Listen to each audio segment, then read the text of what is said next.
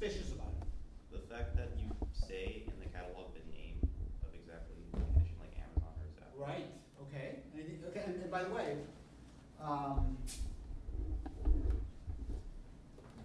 there's a concept about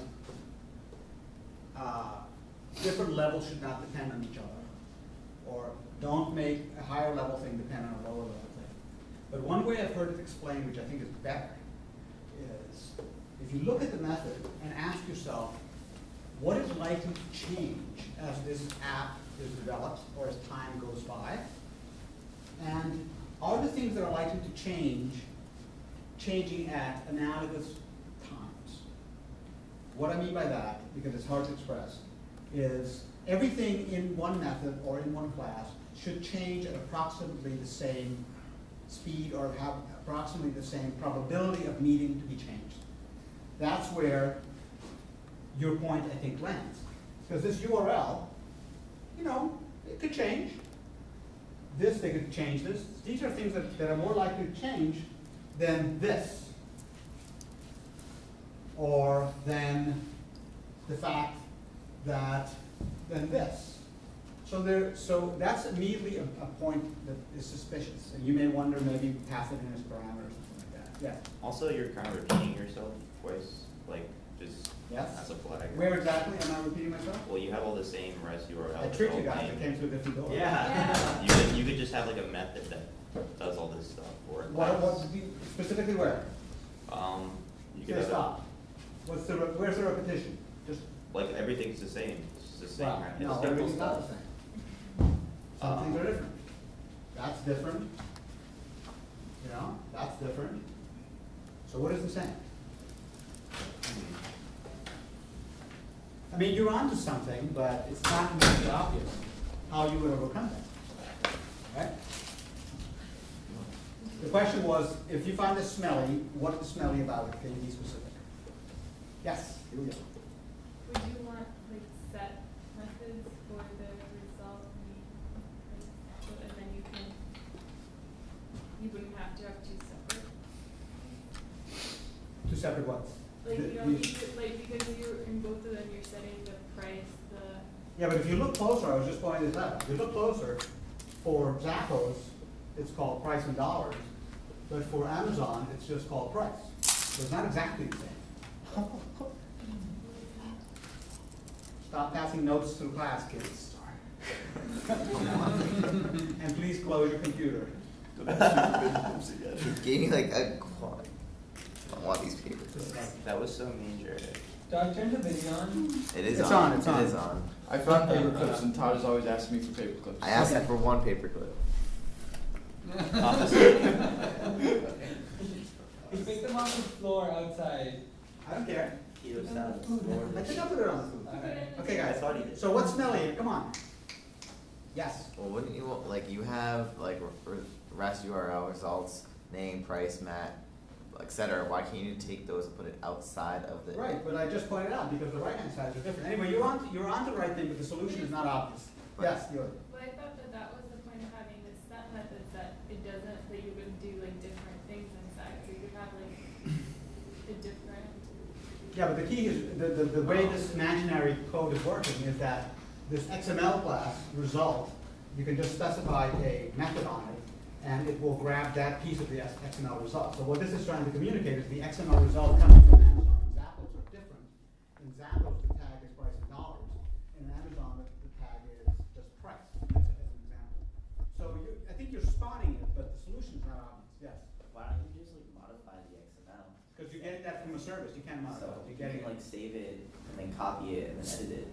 There's a lot of that would be the and more like, complicated way. Parse it for price in dollars and turn every result to price in dollars to price. That kind of stuff. I mean, intuitively, I don't think that's going to be a useful, that's going to produce a useful answer, but it is a way to explore. Yeah. Yes. Okay, done? Yes? Could you have a class for Amazon Yeah. that holds all the information for that stuff? That would be a possibility, yeah. And then you may just say actually, my catalog equals a class, like of like a website or something. Like, something like that. Let's go through it. Whatever you call Amazon. Yeah, I don't actually remember what I did, so let's see. And so this was just illustrating the idea. So an item is a new item somewhere in the application, perhaps in a view, and then I don't know what the item is, I don't know if it's Amazon or Zappos, but I just want to know what the tag list is. Or I create a new item from Zappos with this key, and I want to find out what the tag list is. Or I create a new item, in this case from Amazon, with this different key, and I want to know the tag list. The tag list is the same, even though we've established that Amazon and Zappos both encode the tags totally differently. In fact, Amazon doesn't even have tags. Okay? Let's go on to iteration number 1. So I go, no, let's back up here. Let's have an item class that does nothing more than represent items. So I have get name, get price, get description, get materials, get category, and then I have a single way of computing tags, which is to calculate tags from strings, and it might, for example, find all the unique words out of the concatenation of these 3 strings, and get the most common words and return that as the tag, as an instance. So this is one algorithm, if you will, to compute tags from description, name, and map, which are all 3 strings. Okay? So that's the first step. And now I can actually say this. Array list is an item, get tag list, and fine. But of course, I've laid a whole bunch of the considerations from the first example off the table. So I'm just going to build up to it. So far, so good? Okay. The next thing I'm going to do is I need an alternative technique to find tags for Zappos products. That's the problem I'm going to solve in the next example, or the next step, pattern 2. Okay, so now I'm going to say, okay,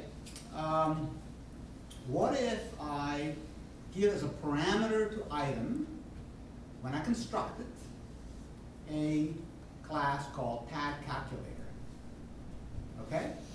And basically, when I construct the item the first time, I simply store in a local instance variable the reference to whatever tagger I was handed in when I first created this item. Okay? Smart. Very cool. Say again? I like it. Now I have get name, get price, all that's the same, but now when I say get tag list, I am returning the result by just calling whatever tagger's algorithm is for get tags. This is an example of, it has many different names, but I like to call it the strategy. The strategy pattern means that instead of building different strategies that might come up inside of a class, we pass into it another class that encodes different strategies. That way, we totally separate out the strategy used for Amazon from the strategy used for Zappos. Moreover, as you'll see, it will not be called the Amazon tag strategy or the Zappos tag strategy. It's going to be called something more generic, which is going to allow us to use that strategy for other sources that we get. There was a question somewhere, I thought. No? Okay. So now, the first algorithm for computing tags we're going to call tags from strings, and it's going to do a small algorithm by analyzing word frequency, and return that. So this tags from strings class has only one method, which is the get tags method, and it takes as input one parameter, which is a string, and it produces as output whatever this strategy believes is a good way to get tags from a string. Notice it does not say title, description, and material, because by doing that, I would create a dependency between the tag strategy and a particular instance of the item. This way, it's just a string. Yeah? In terms of like Java, you have to like instantiate this class as a new object and call a constructor first before you pass it and stuff like that. Exactly. This is what it would look like. Item and item equals new item, parameter number 1, new tags from strings, close bracket. Okay, so this is instantiated that class. The result of this expression is an instance to that tags from strings class, any instance. An instance, because this is not a collection, it's an instance of it. This is not extending as a standalone class. It's very, very short. This could get longer, of course. And that gets stored by the constructor in an instance variable of item. And realize that this could be, a complicated algorithm, looking up dictionaries and doing translations and God knows what else. Doesn't care. And in fact, you can start with a very dumb algorithm, and then once you get the thing to work, you could put a much cleverer algorithm in here, as long as it satisfies the need that it's getting tags from strings. That's the only part of the contract that's required here. Okay? Now the item class knows nothing about how tags are magically computed, and that logic can change without changing the item. Just reading this great stuff. Can you see it? Yeah. without changing the item class. The initial approach works nicely for Amazon. Variation number 3. Next, we need to have two kinds of items, those from Amazon and those from Zappos. That's where we're going to go to variation number 3. Okay. Item class knows nothing. Okay, just read that. Okay, here we go. So now item has get name, get price, get description, get and get tag list. And all we're saying about this should be a abstract. Oh, no, it's not true. It says by default it's an empty list of tags. That's not about default. And by the way, get name said no name because we don't know yet what this thing is. It's almost an abstract class, but it's not. It's actually concrete. Question for you guys. Can you think of advantages or disadvantages to doing this way versus the alternative? And by the way, what is the alternative? Somebody else? Anybody? Yes, well, somebody else. Yes? You could just make item an abstract class, You can make item an abstract class and? and then have Amazon item and all the other type of items. Right. Extend that one. Yeah, and then you could make these methods abstract as well, not the Yeah.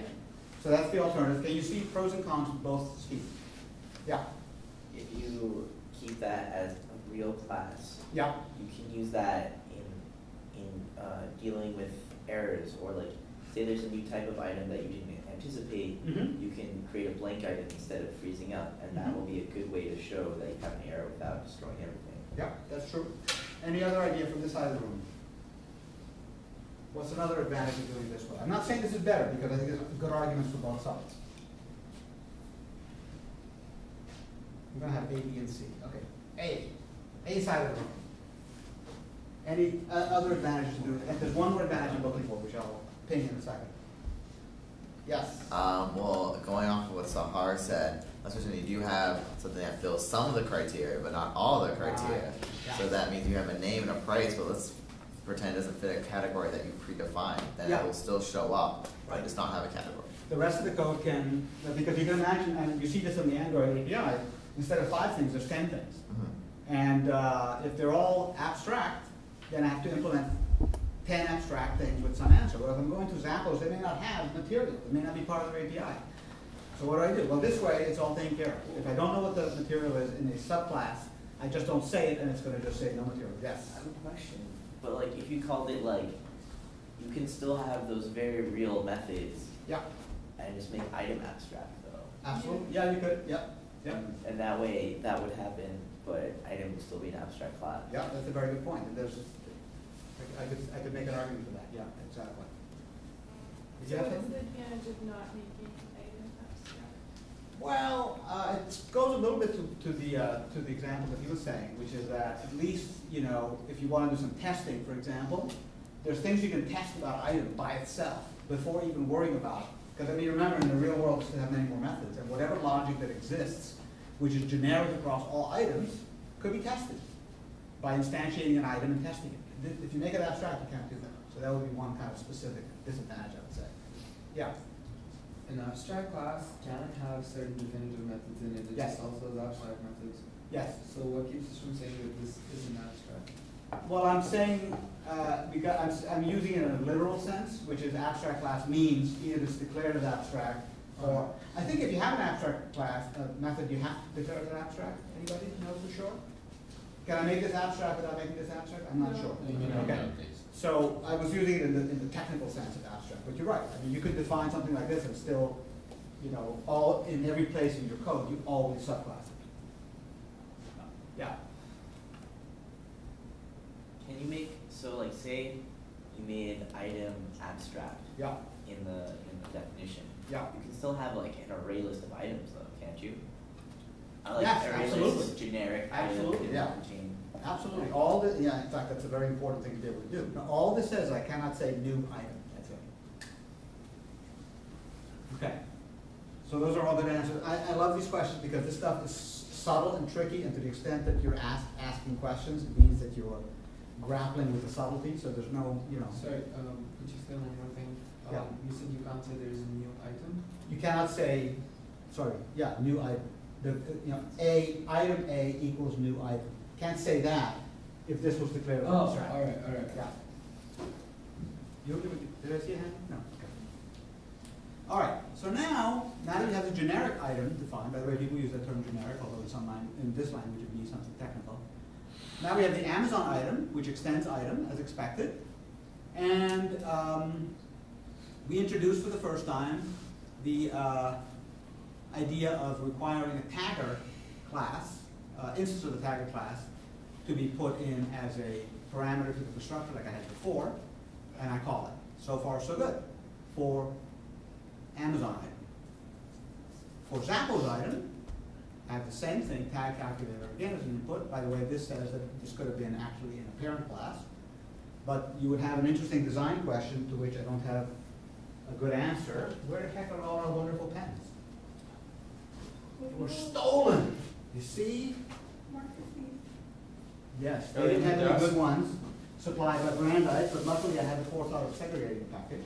Oh, Because I left you my knew house. ahead of time. Yeah, check the desk, the drawers, maybe they're in there. There is no drawers. Yeah. There's no drawer. Oh man, that. Maybe they're next door. Well, you can understand how it happened. This whole building has no good markers because nobody buys any markers. So we have markers that come through it.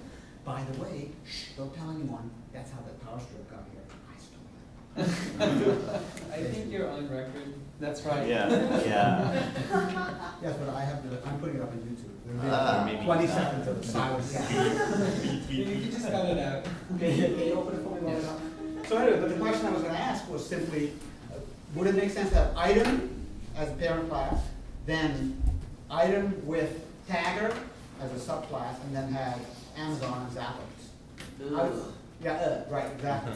But you do end up with a repetition because this line, this declaration here of how the constructor looks is repeated. So there's room for improvement here. And now, clearly, we have two different algorithms for computing tags. We have the comma delimited tags, which is how Zappos gives it to me as one string with commas. It does some magic to break it up and returns an array list with those tags. We have the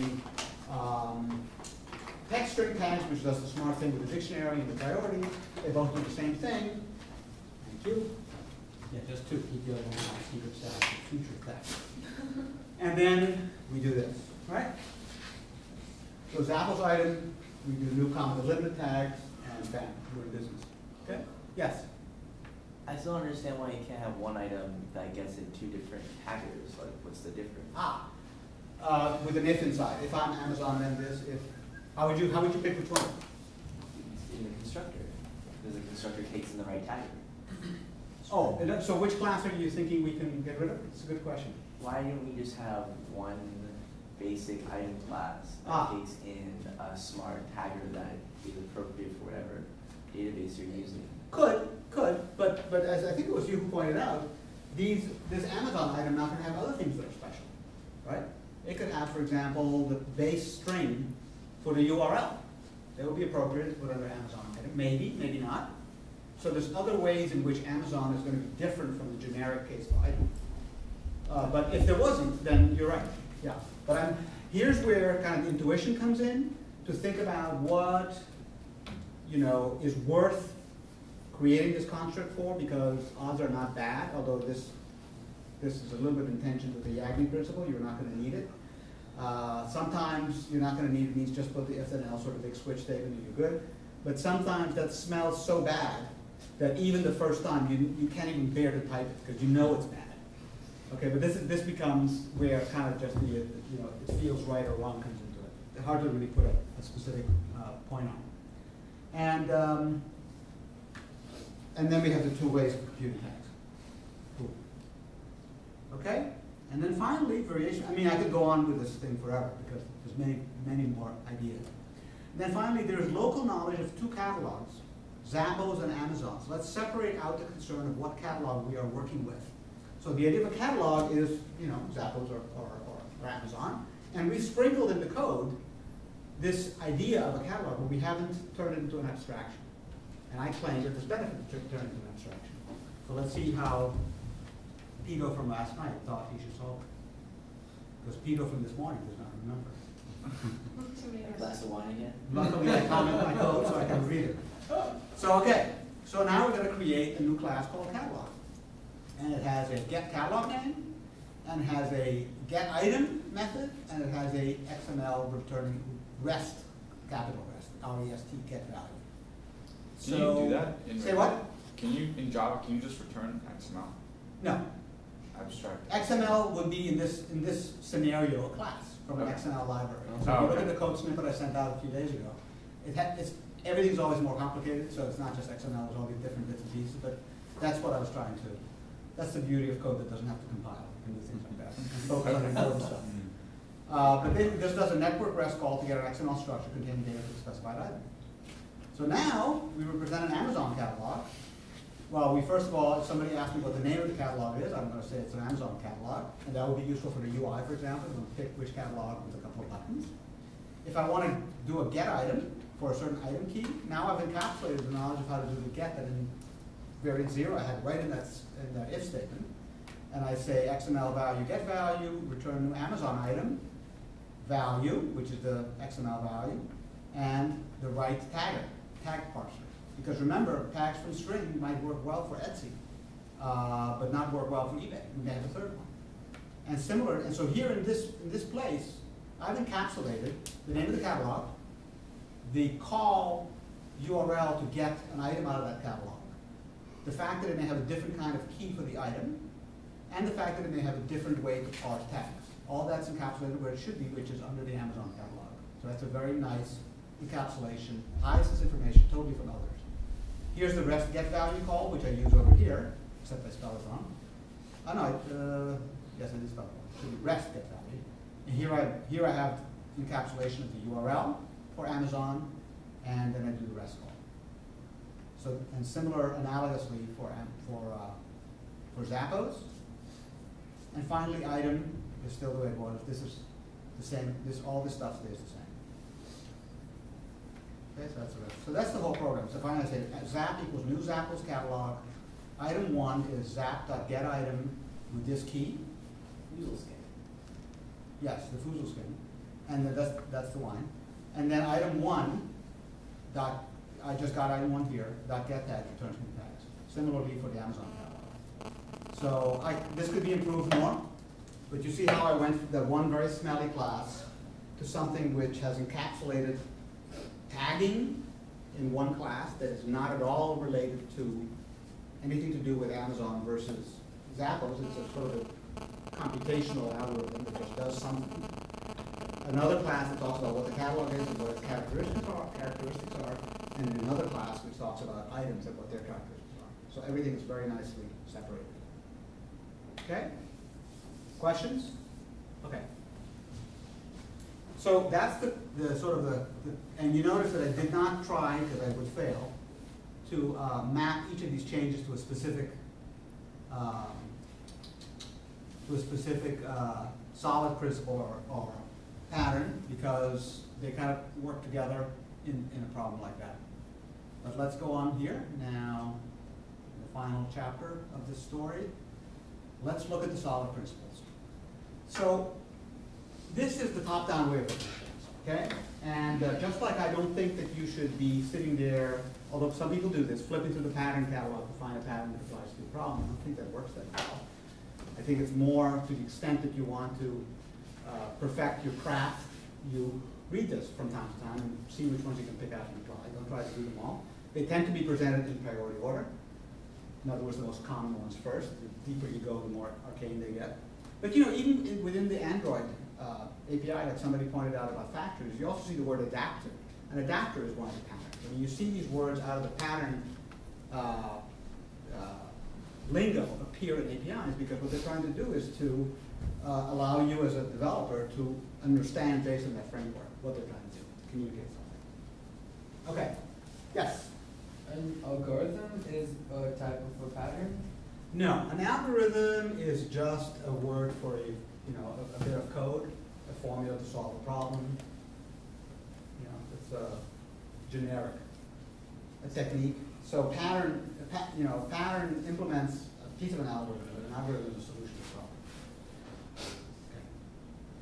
problem. Okay, so let's start with solid principles, cutely called because they spell the word solid. I wouldn't say that these are, the problem of expressing a down set of principles with which to do good object-oriented design has been tackled many times. This is a recent one that I saw that made sense to me. I would say that it's not at all universal. People have tried this because it is kind of a, you know it when you see it kind of a thing, and that's not very helpful if you're trying to learn. So this is one framework, one attempt to sort of organize or formalize, but it's not universal, but it works well. And if you follow the links, you'll see that all these things are referenced by long papers and so on, so you can follow along. Okay, so the open-close principle is, no, sorry, single responsibility principle is, you know, is the idea that if you look at a class, then you should be able to say what it does, what it's for, what its responsibility is. So let's talk about the giraffe. I'm going to run out of time, but I don't care. It's more interesting. Let's talk about the giraffe class. What does the giraffe class do today in the giraffe program? The giraffe entity or the giraffe? The class giraffe. You must have it there somewhere. Giraffe class is, runs the main screen. The giraffe class runs the main screen. It Okay. has- Does that sound like a single responsibility principle to anybody? Not to me. I think the giraffe class should run the giraffe. That's the giraffe entity. What? We have a different giraffe, named giraffe entity. You have a giraffe entity. Yeah. Okay. What does the giraffe entity do? The giraffe class, giraffe entity has the. Which is also a class, I assume, right? Yes, it has Okay. the X and Y coordinates of the giraffe. And the image. And the image. What about like where the neck is and things like that? That's Inside. its own entity. Wait, that's, oh, the next is. That's Yeah. part of the giraffe entity, yeah. The neck position. So that I would, so using that example and not knowing your code at all, although you saw my email, I would like to look at it. You know, for me, I would think of a giraffe model as having, well, let's start with the giraffe and say this has one job in life, which is to represent the giraffe. And the pieces of a giraffe that need to be represented are what? What things have stayed other than giraffe? The neck, probably. Neck, Neck in the head. head, The neck and the head. So a giraffe has one, so the giraffe includes a neck, maybe, class, and a head class, maybe. head and body. Sorry? And a body. Okay, head, another class, and body as another class. And let me ask a question. What do we need to know about the body and about the head? They took the erasers, no. Anybody else that's not in the giraffe team, pipe in. What do we need to know about the body? Anything? Yes. I feel like you need the X and Y coordinate and also the radius. Okay. A radius. Is the body a circle? I mean, like, for Oh, collision. okay, yep, okay. So X and Y and a collision radius. Yeah. You also need to know if it's being touched to move, to jump, not touch. Okay. And that's part of the controller. Part of the That's controller. part of the controller, but wouldn't have to be able to jump, so wouldn't have to have a move option. The bot, it's just controlled by a tap anywhere. Okay. So what does the head have? What character does that? We're speaking not literally necessarily, but you know, kind of like just like the way I wrote the code. It's Yeah. like X and Y The head has collision. a The Y too. collision. It's the same thing, it's just. No, we don't have collision inside our entities. And another. Yeah, Sure. we did, yeah. The entity class Oh. has collision stuff. Yeah. Oh, so you have an entity pair class that has. It giraffe still entity? inherits them though. Pardon? It still inherits the collision. It doesn't inherit the logic to check it, it inherits a thing saying what to do if it collides with something. So, each one of them has positions. So this is an entity, this is an entity, this is an entity, and this is an entity. I see. Okay. It has positions, and And the the circle. radius is Yeah. calculated just based on those positions in the entity class. Uh-huh. And then it does the calculations to see if they're colliding, and if they do, Right. then it goes down lower and says collided if, and we have case, if the to string is body, Yeah. and if to string is ice cream, if to string is helicopter, Uh-huh. and do this and this and this. Right, so whenever you see that, by the way, again there, I think you're sort of mixed, if you have a big if with types equals this, that's an opportunity to think, maybe I need a class, which is a helicopter, ice cream truck, or whatever else, instead of doing a lot of ifs and pass it in. But the point is to think about, obviously we didn't do this in detail, but to check that it's erasable. But the point is to think about each of these and ask yourself, does it do one thing? It has one purpose. Is its purpose what it looks like? Is its purpose how to deal with collisions? Is its purpose to keep track of a score? What is it? And there's no scientific answer to that. It's a matter of subjective matter, a matter of opinion. But it's a good guideline to look for a code signal. This looks like it's doing more than one thing. So that's the first idea, single responsibility. Another way to think about it is there should be only one reason for this thing to change. Okay? The reason that the giraffe class changes is because it moved, not because we are up on a new level. That's a different reason. Okay? It shouldn't change because a second passed. It should change for one reason. It moved, or change for another reason. It got moved, or it hit something. It's hard to decide whether it's actually a single responsibility or not. I mean, you could argue it. So it's an argument worth having among people designing it, and you could come up with a different conclusion. But there are, in general, to the extent that a class has only one reason to change and has only one responsibility, means that it's going to be easier to maintain because it's not like we changed over here, so we have to change this code, change over there, we have to change this code. There's only one reason to change. So let me look at an example. Which of these two do I want to use? Let's see.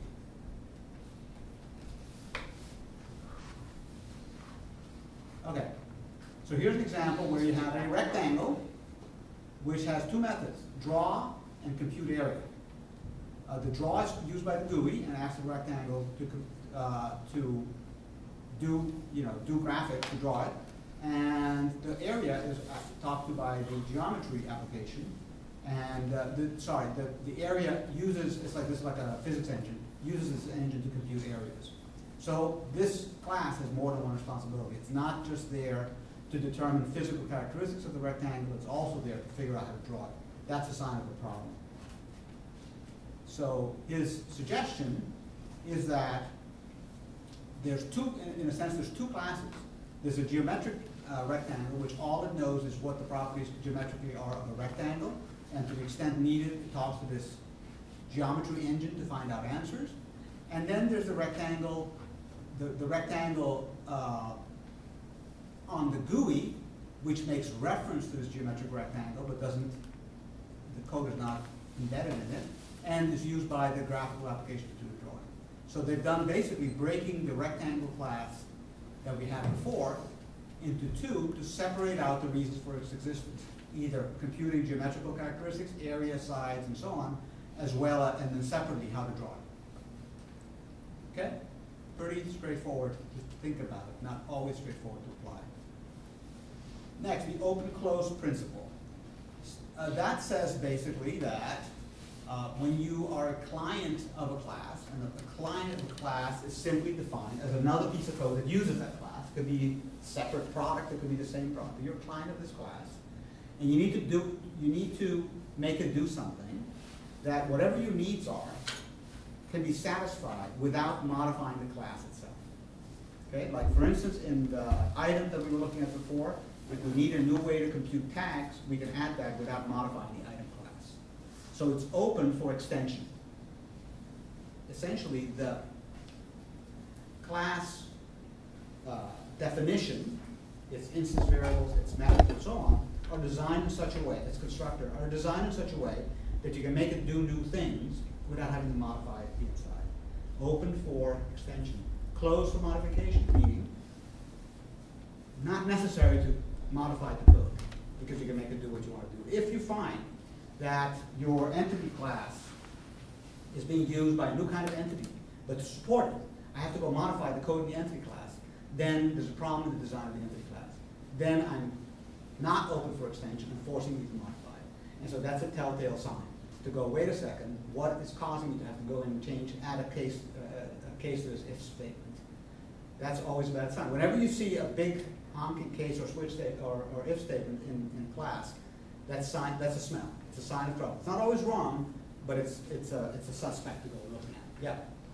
What about the big honking cases for on-click listeners in our Android code. Right. It's a little bit of a snub, I would say. But sometimes, absolutely the case. I mean, if you look at any of the APIs, whether it's for Android or for Mac or for Windows or for Swing or something like that, it's not like they're perfect in this stuff. Now, there's trade-offs, right? I mean, you could imagine, you know, having each one be a method if you're supplying a big vector of methods or something. There's other ways of solving it, but you know, in this case, they decided that it's okay. And again, that's why these things are guidelines. I think that what they have bought for themselves, and you can imagine this very easily actually, what they have bought for themselves by designing it that way is that if in a future release of Android they need a new event for the activity, they're going to have to break people's applications because these applications are hardwired to be able to need to know exactly what the set of methods are. Now, probably if we look at the design of the activity-based class for Android itself, you will probably see that everything has a default handler, and so it may not break it. But that's the kind of problem they're buying into. So they're deciding that the odds that that changes, you know, in the future, without also demanding applications to change in general, are low, and so it's an acceptable trade-off. But it's a trade-off. This gets into the whole question of versioning, which we talked about a little bit a couple of weeks ago, which is how does Android decide to bump their version from 11 to 12, you know, on the API? And that's a very momentous decision because once they do that, a whole bunch of apps will stop running on that device. And one of the ways to determine it is what would happen if we needed a new step in that activity case statement and all the apps out there don't know about it. Will the apps break or not? And that's how they would determine whether they bump up the versioning. So they have like the emergency switch. If they make a change that's going to break everything, they can always bump the version. But it's a good point. So that's the open-close principle, as it says. You can go look at some of these links. The Liskov substitution principle, named after a person called Liskov, who articulated it, it's less obvious than you think. And I'm not going to have the time to explain all the ways in which it's not obvious, but the basic principle is, if I have a class called shape, and I derive from that a class called, actually the example that they use a lot is if I have a class called rectangle,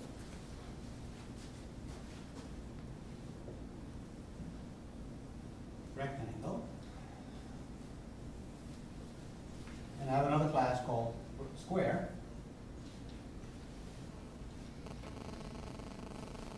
one would intuitively assume that it's okay to say that a square extends a rectangle because a square is obviously a specialization, it's a kind of a rectangle.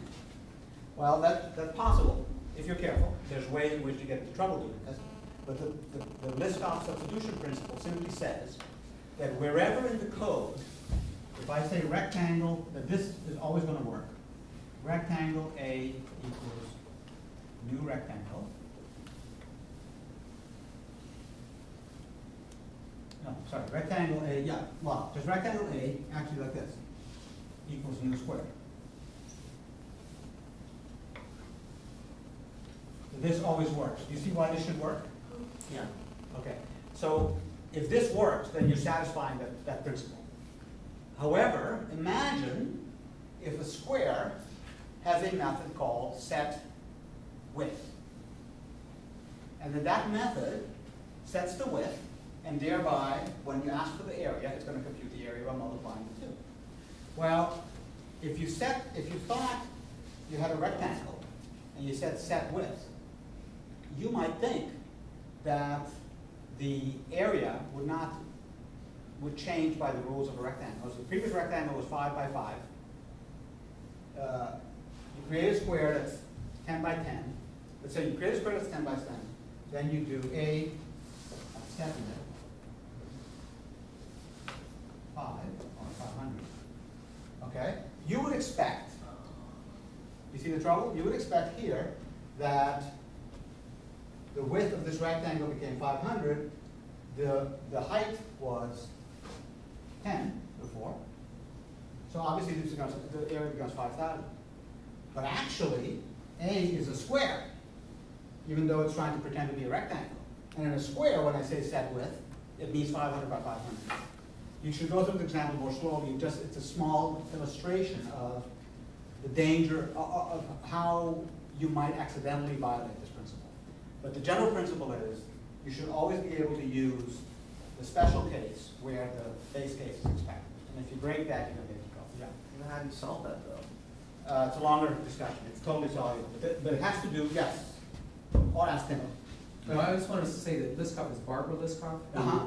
won the Turing Award last year, 2008, and works with Luba Shura. Ah, is she here? Ms. Brandeis? No, she's at MIT, but Ah. she's a kind of we're one degree away from her. Got it, through, got it, got it. the vote. So, so the way you saw, the lesson I drew from this was to be careful about getting too caught up in the intuitive definitions of things, that two things are equivalent if they behave equivalently.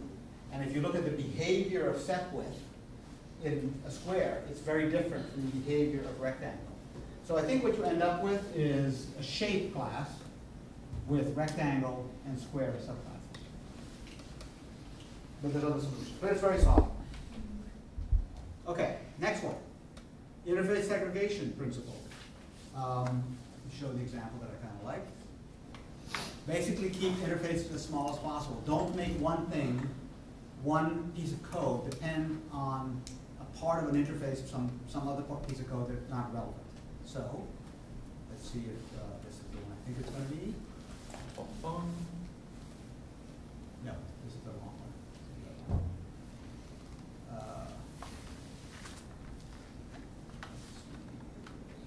Max are so good at PDFs.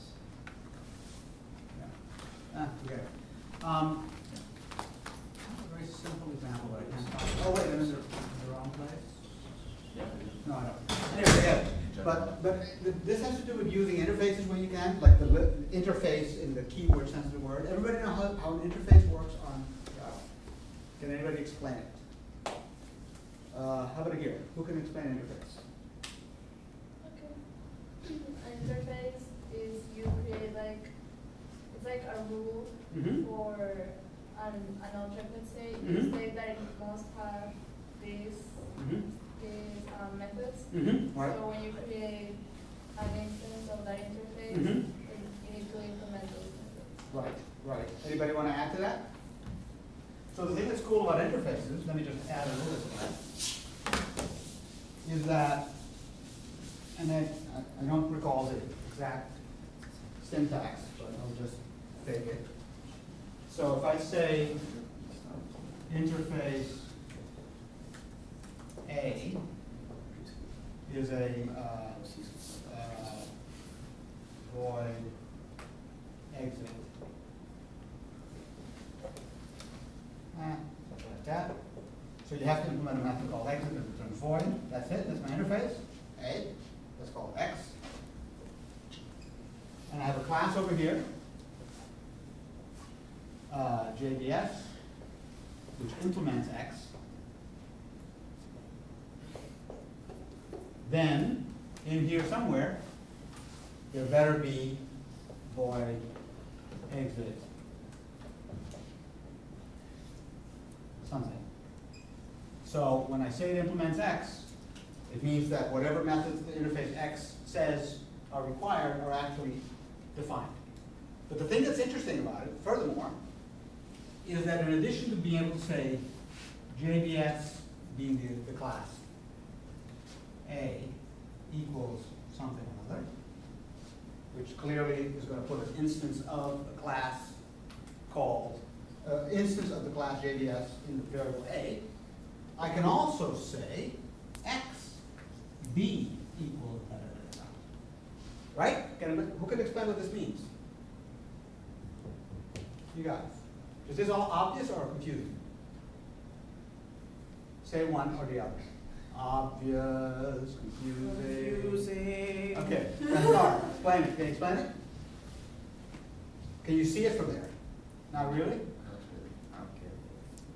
Yes, What is Julia. You're just saying that it's going to have those methods, but you're not specifying how you're going to implement it. So you could do X, like that could be a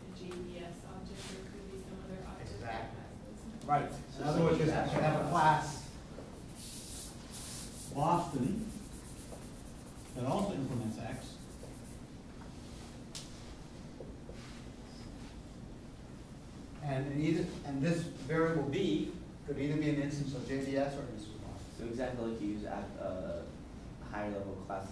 It's not exactly, but it's related. Okay. It's not exactly because when you do subclassing, you are requiring, because of the list-off substitution principle, to say that the subclass can always be used where the parent class would be present, which means it has to implement the complete set of methods. And not only that, but if you want to have a particular class, boss, and implement X, and also Y, this is analogous to multiple inheritance, Right. which in Java becomes much more hairy. And this is a better way to go. But it's definitely related. In general, I would always think about doing an interface before I thought about subclassing. And I would definitely avoid multiple inheritance in favor of multiple interfaces.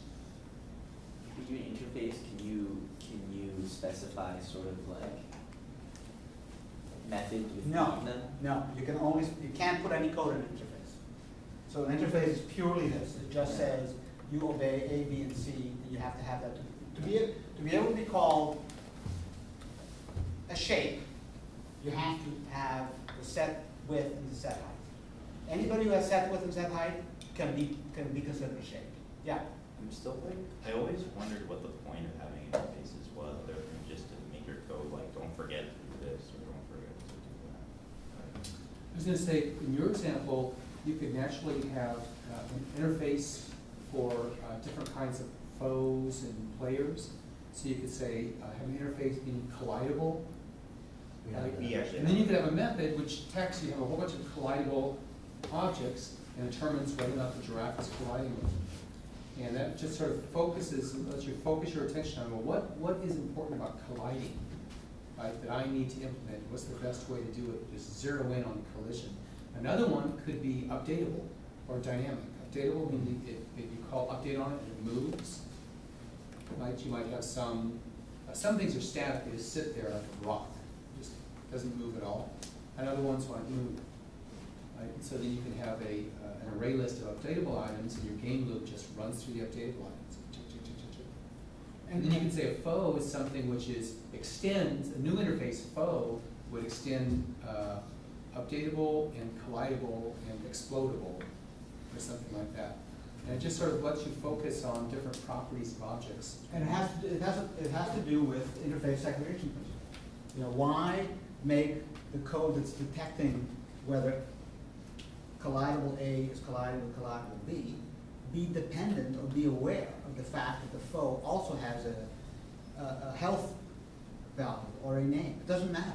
And so if you've made it assume that it was getting a foe class to work on, now suddenly if the foe class changes for any reason, your logic that has to do with collision detection is affected. You have to recompile or maybe even change it. Okay? So this principle says make the dependencies on the smallest possible thing you can. And that means that if you see that there's this body of code that is only using, for all these methods, only using these 3 methods out of the 25 that this class implements, those 3 methods might likely want to become an interface, because now suddenly this other body of code is not depending on the whole class, it's independent. That's a very powerful thing. Another thing that Tim was doing, which is interesting, is very often interfaces have names like something of all.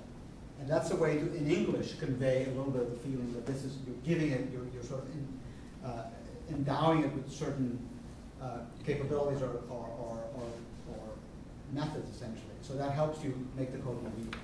Anyway, it's 12 o'clock. I almost made it through everything. But before you go, so the thing that I want you to remember is that this is a very broad subject, and I just touched on it, but I hope that it sort of inspires you to think in a more organized way about the topic of both patterns and about these solid principles as you design your code. Don't expect to figure it out all at once. It's kind of like you get better as you go, but it's a really interesting topic. Turn you from a quick, let me just throw in some lines of code, into somebody who's thoughtful about the design and eventually becomes a great designer.